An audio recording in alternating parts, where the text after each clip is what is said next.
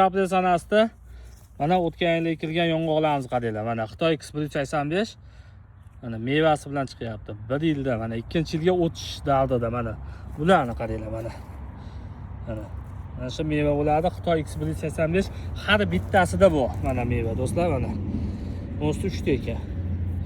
Mana o'zi qancha chiqadi deymiz? Mana 1 qarich. 1 qarichli yong'oqlarda mana meva. Bu ustida mana 2 dona do'stlar. Xudo xolasa Xitoy X185 yong'oqlarimiz ko'chatda sotiladi. Kimga kerak bo'lsa, loy bilan ko'chirib beraveramiz do'stlar. Mana mevalari bilan. Birinchilar mana do'stlar, hammasida. Mana munsida mana. Mana kichkina. O'ta set hosil yong'oq, bemalol olib boqilishlari mumkin do'stlar. Yupqa post hisoblanadi mana. Har bittasida meva bu. Mana do'stlar.